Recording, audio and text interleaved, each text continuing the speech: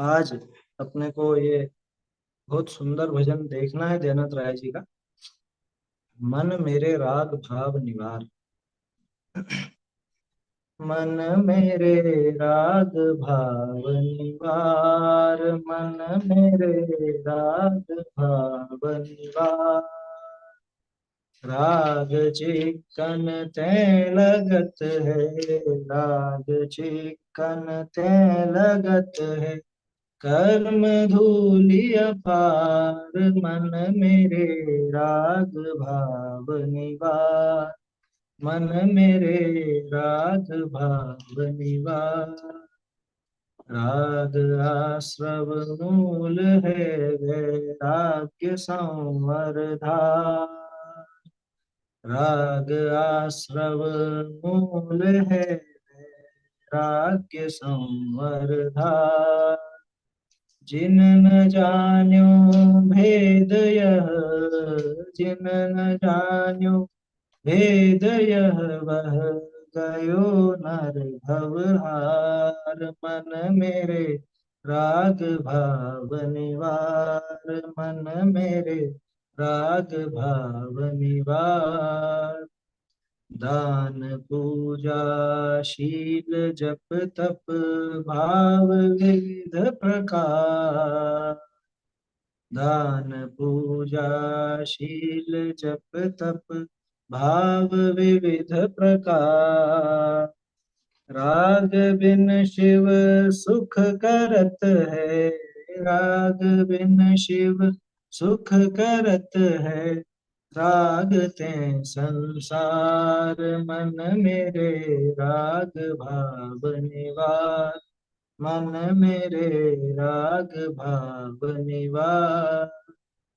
वीतराग कहा कियो यह बात प्रगट निहार।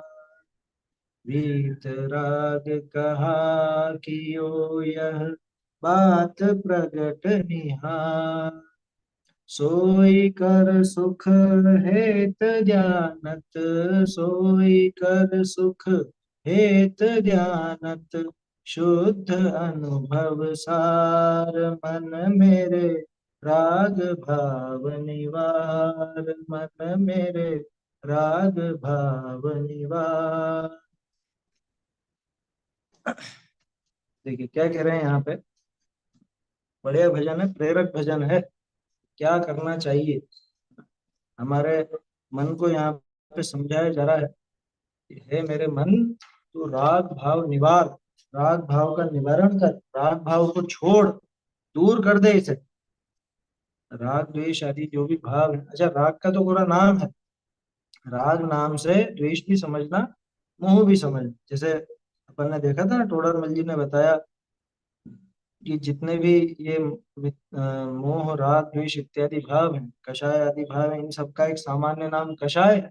तो कहीं इन सबका सामान्य नाम कषाय कहते हैं, कहीं इनका सामान्य नाम मोह कहते हैं, कहीं पर इनका सामान्य नाम राग कहते हैं। जैसे अनंत भगवान के लिए अपन वीतराग शब्द का प्रयोग करते हैं, तो अकेले वीतराग ही थोड़ी ना, वीत द्वेष भी है, वीत मोह भी है ना। लेकिन उन सबका एक सामान्य नाम राग दिया। तो मन मेरे राग भाव निवार। तो राग भाव में अकेला राग मत लेना यहाँ पे, मोह राग द्वेष तीनों ही लेना। हे मेरे मन, तू अब ये मोह राग द्वेष आदि के जो विकारी भाव, कुल मिला के विकारी भावों का तू निवारण कर, दूर कर। अच्छा निवारण होगा कैसे, कैसे दूर हो, वो भी विधि देखेंगे अपन।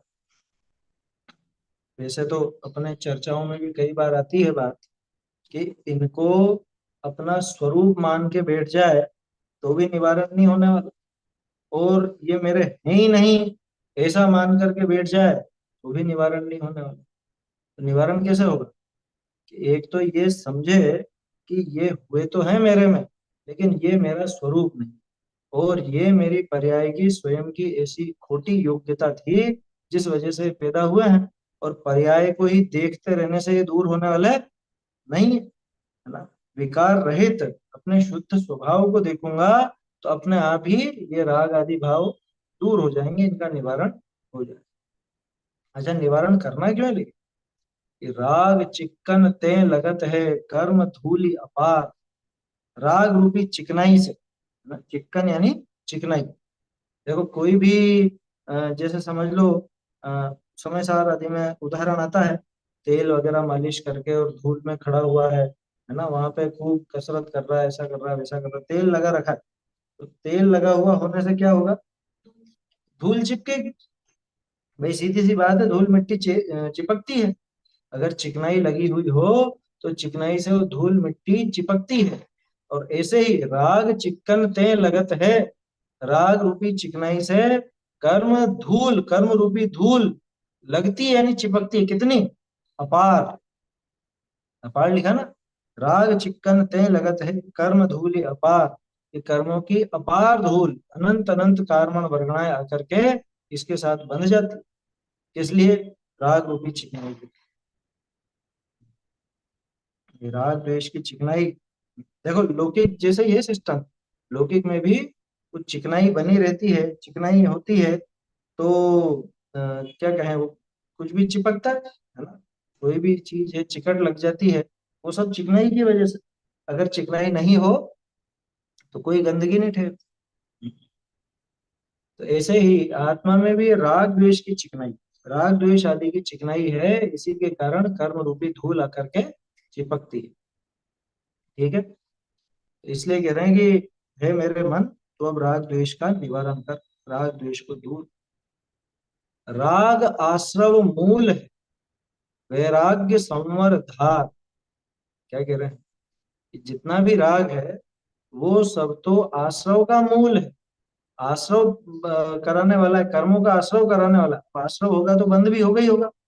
क्योंकि हम तो कौन सी कौन सा आश्रव होता है अपना, दो तरह के आश्रव बताए ना। एक होता है सांप्रदायिक आश्रव और एक होता है इर्यापथ आश्रव। सांप्रदायिक आश्रव जो संप्रदाय वालों के, संप्रदाय का मतलब कषाय, संप्रदाय माने कषाय, और संप्रदाय सहित जो संप्रदाय सहित जो आश्रव हो उसका नाम है सांप्रदायिक आश्रव। और सांप्रदायिक आश्रव की विशेषता है कि सांप्रदायिक आश्रव बंधेगा ही बंधेगा, वो बंधन में कन्वर्ट होगा ही होगा। अगर सांप्रदायिक आश्रव है तो निश्चित बंधे, है ना। और इर्यापथ आश्रव है तो कर्म आकर के निकल जाते हैं, वहां बंधन कुछ भी होता नहीं। तो राग आश्रव मूल है। ये जो राग द्वेष मोह इत्यादि हैं, ये सब आश्रव के मूल कारण है, इन्हीं के कारण आश्रव होता है। वैराग्य संवर धार, इसलिए कह रहे हैं कि तू तो वैराग्य को धारण कर, जो कि संवर को धारण करना है। देखो राग आश्रव का मूल है, तो वैराग्य किसका मूल होगा, संवर का। भाई आश्रव का अपोजिट संवर है, और राग का अपोजिट वैराग्य है, वीतरागता है। तो राग द्वेष आदि ये सब आश्रव कराने वाले हैं, बंद कराने वाले हैं। तो अपने आप ही जो वैराग्य विरक्ति है, राग द्वेष आदि का अभाव है, तो निश्चित रूप से संवर कराएगा। और संवर का मतलब कर्मों का आना रुक जाएगा, वहां पर कर्म नहीं आएंगे। और जीव यही तो चाहता है, कैसे भी करके इन कर्मों से मुक्त हो, कैसे भी करके कर्म का बंधन इसके छूटे। तो बंधन तो आगे जाके छूटेगा, सबसे पहले तो उसके कर्मों का नया बंध होने का जो कारण है वो आश्रव, वो रुके। ठीक है। अब जिन न जान्यो भेद यह, जिन्होंने इस भेद को नहीं जाना, कौन से भेद को, कौन से रहस्य को, यहाँ भेद का अर्थ रहस्य है ना, ये काम की बात, ये काम की बात जिन्होंने नहीं जानी, कौन सी, कि जितना भी राग है वो आश्रव का मूल है। चाहे शुभ राग हो चाहे अशुभ राग हो, वो सब आश्रव का मूल है। जिन्होंने ये भेद नहीं जाना, वह गयो नरभव हार, वो नरभव हार गया। नरभव हार गया माने कि व्यर्थ ही गंवा दिया। गजब की बात है, अधिकांश लोग मनुष्य भाव पाकर के भी इस बात को समझ नहीं पाते।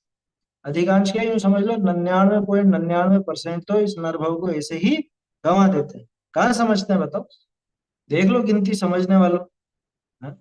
सम्यक दृष्टि कितने हैं, कितने इस बात पर विश्वास करते हैं, कितने इस बात को स्वीकार करते हैं, हम्म?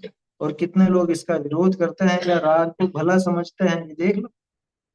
स्वाध्याय करने वालों में भी राग बुरा है, ये अंदर से मान्यता कहाँ बैठी, अंदर से मान्यता नहीं बैठी उसको, है समझ में। इसलिए यहाँ अपने को ये समझना चाहिए कि राग जो है वो आश्रव का मूल है, और वैराग्य संवर धारण करता है अथवा वैराग्य संवर का कारण है। तो ये भेद समझ करके वैराग्य का उपाय करना चाहिए, ना कि राग द्वेष को ही बढ़ावा देते रहे। तो वैराग्य संवर धार, और जिसने ये भेद नहीं जाना वह गयो नरभव हार, वो इस मनुष्य भव को हार जाता है। इसका मनुष्य भव व्यर्थ में बर्बाद चला जाता, बर्बाद हो जाता। और देखो, ये राग अगर मौजूद है तो अच्छी से अच्छी चीजें, अच्छी अच्छी बातें भी आपके वो गुण नहीं कर पाएगी। और अगर राग नहीं है तो वो छोटी से छोटी क्रिया भी बहुत फल देगी। देखो ये लिखा ना, दान, पूजा, शील, जप, तप, भाव विविध प्रकार, के अनेक प्रकार के भाव हैं, है ना। कैसे कैसे भाव, दान देने के भाव आते हैं किसी को, कुछ मतलब अपना जो साधर्मी है, अभी भैया वृत्ति का प्रकरण चल रहा था ना रत्नाकरण जी में, है ना? तो वहाँ दान की भी बात आई थी। तो दान है, पूजा है, जिनेन्द्र देव की पूजा, देव शास्त्र गुरु की पूजा, शील, जो विशेष गुण है उनको शील कहा जाता है, जप, तप, जो कुछ भी है, जाप देते हो, तप करते हो, ये भाव विविध प्रकार, ये अनेक प्रकार के जो भाव हैं, ये सब शिव सुख करत हैं। ये शिव सुख करने वाले हैं, मोक्ष का सुख देने वाले, लेकिन कब? राग बिन, लिखा ना है, राग बिन शिव सुख करत है। अगर ये क्रियाएं राग रहित हो, राग के बिना हो, तो ये मोक्ष पहुंचा देंगी। यही दान, पूजा, शील, जप, तप, व्रत, संयम इत्यादि, ये सब मोक्ष के कारण बन जाएंगे अगर वीतरागता साथ में हो तो। और रागते संसार, क्या लिखा रहा है? रागते संसार, अगर राग साथ में है तो ये सभी संसार बढ़ाने वाली, जो करत है शब्द है ना, दोनों तरफ लगा लेना। राग बिन शिव सुख करत है, और राग ते संसार करत है। कौन? कि वो जप तप इत्यादि जितने भी हैं, दान, पूजा, शील, हाँ, व्रत, संयम, यात्रा, और जो भी आपके दिमाग में आता हो, अरे स्वाध्याय भी, कि अगर रागादि भाव सहित है तो संसार को ही बढ़ाने वाली, और रागादि भाव से रहित है तो मोक्ष पहुंचा देगी। तो करा था तो एक टाइप से दीपक हो गया, मध्य दीपक। हाँ, मध्य दीपक जैसा करते हैं, उधर भी लगता है ना। दान, पूजा, शील, जप, तप, ये अनेक प्रकार के भाव हैं। अगर इसको वैराग्य का सहारा मिले, है ना, राग रहित रहे, तो फिर तो ये शिव सुख करने वाली है, मोक्ष का सुख देने वाली। और अगर राग साथ में हो तो यही उल्टा असर करेंगे। वो व्रत, उपवास इत्यादि, वो सब इसके संसार बढ़ाने का कारण बनेगा, मोक्ष का कारण नहीं बनेगा, अगर ये मोह राग द्वेष भाव मौजूद है। कुल मिला के अगर विकारी भाव मौजूद हैं तो वो मोक्ष का कारण नहीं बनेगा, वो संसार का ही कारण, ऐसा समझ। वीत राग कहा कियो, अब यहाँ क्या कह रहे हैं, बहुत बढ़िया लाइन है। अब वीत राग कहा कियो, कि वीत रागी देव ने क्या किया, ये बात प्रकट निहार। तो इस बात को प्रकट रूप से देख, अच्छे से देख, इस बात को समझ कि वीतरागी जिनेन्द्र देव ने क्या किया, सुखी होने के लिए क्या किया है, अनंत सुख की प्राप्ति के लिए उन वीतरागी जिनेन्द्र भगवान ने क्या किया। ये हमको देखना चाहिए, क्या किया बताओ।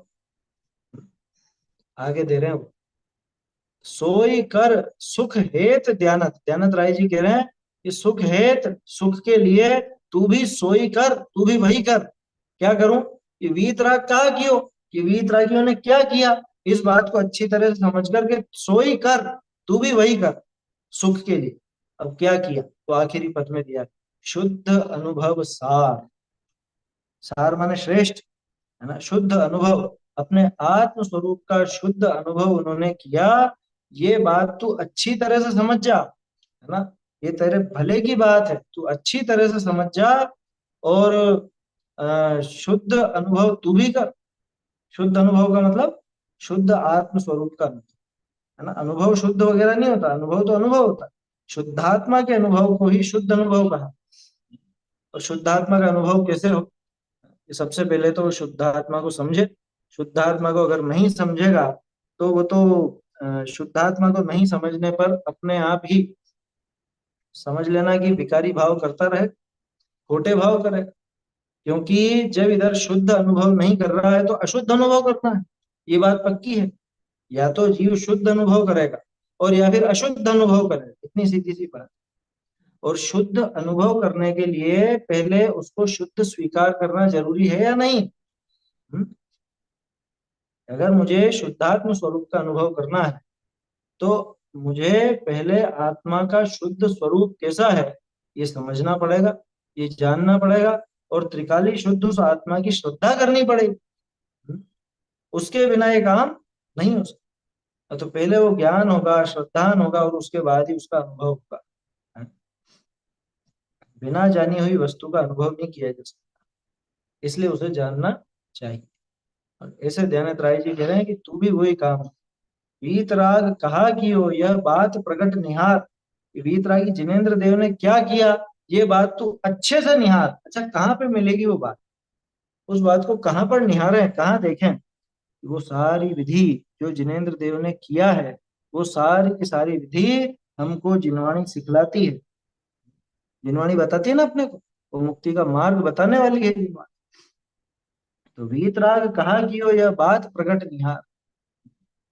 सोई कर सुख हेत ध्यानत। ध्यानत राय जी कह रहे हैं कि तू भी सुख के लिए वही काम कर जो वीतरागी जिनेंद्र देव ने किया। अरहंत देव जिस तरह से सुखी हुए, तू भी वही काम कर। और वो काम क्या है?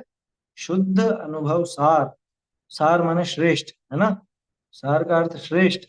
और यहाँ पे तो सार का अर्थ सिर्फ श्रेष्ठ से नहीं लेना, अपना कल्याणकारी, सुख देने वाला, हमें सुख कराने वाला, ऐसा।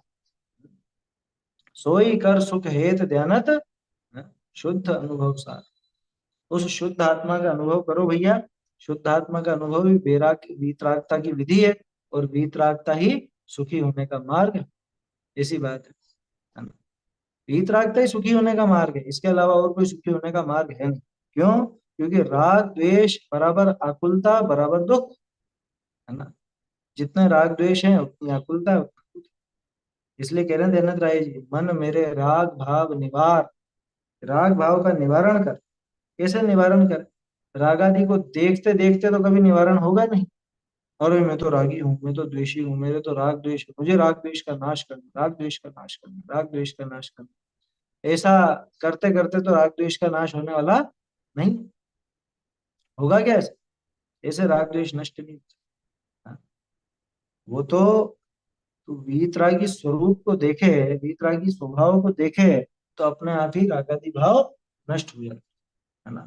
राग द्वेष रहित स्वभाव की तरफ देखते ही राग द्वेष नष्ट हो जाते। समझ में आ रही है बात? इसलिए यहाँ अपन यहाँ ध्यानत राय जी ने जो प्रेरणा दी, मन मेरे राग भाव निवार, ये राग भाव का तू निवारण कर। क्योंकि राग भाव से तुझे हमेशा दुखी दुख होता आया है, राग भाव के कारण तू दुखी होता आया है। इसलिए राग भाव दूर करना चाहिए, जल्द से जल्द इन सबका निवारण करना चाहिए। निवारण की विधि क्या? अपने आत्मा का शुद्ध स्वरूप पहचाने, रागादि का अशुद्ध स्वरूप पहचाने, रागादि पैदा कैसे हुए हैं ये पहचाने। इनके पैदा होने का जो कारण है वो समझ में आ गया, तो इनके नाश का उपाय भी मिल जाए। क्योंकि किसी चीज को नष्ट करना हो तो उसकी उत्पत्ति जानना बहुत जरूरी, उसकी जड़ें जानना बहुत जरूरी, है ना? ये खुद को नहीं देखने के कारण ही आज तक राग द्वेष मोह इत्यादि भाव किया करता था। और अब खुद को देखे, खुद को समझे, अपने आत्म स्वरूप की सही समझ हो, तो रागादि भाव धीरे धीरे छूटते हैं। यही विधि है, और कोई विधि है नहीं, है ना? ऐसा समझे। अच्छा देखो, इसमें एक और बात, रागादि भाव अपने हैं या नहीं? हम्म? तो किसके हैं? क्या पुद्गल के हैं? हम्म? क्या समझना है इसमें भाई? प्रश्न तो सीधा पूछा गया, लेकिन इसका जवाब कई स्तर पर आता है। सबसे पहले तो ये समझना कि रागादि भाव हुए तो मेरी ही जगह पर हुए, मेरे ही क्षेत्र में, मेरी ही पर्याय में हुए, लेकिन रागादि भाव मेरा स्वरूप नहीं। ठीक है? ठीक है साहब, मेरा स्वरूप नहीं है, मेरा स्वभाव नहीं है, तो फिर ये रागादि भाव किसने किए? कि इनका कारण कौन है? कि इनका कारण आत्मा है? आत्मा तो कभी कारण नहीं हो सकता, स्वभाव कभी विभाव का कारण नहीं हो सकता।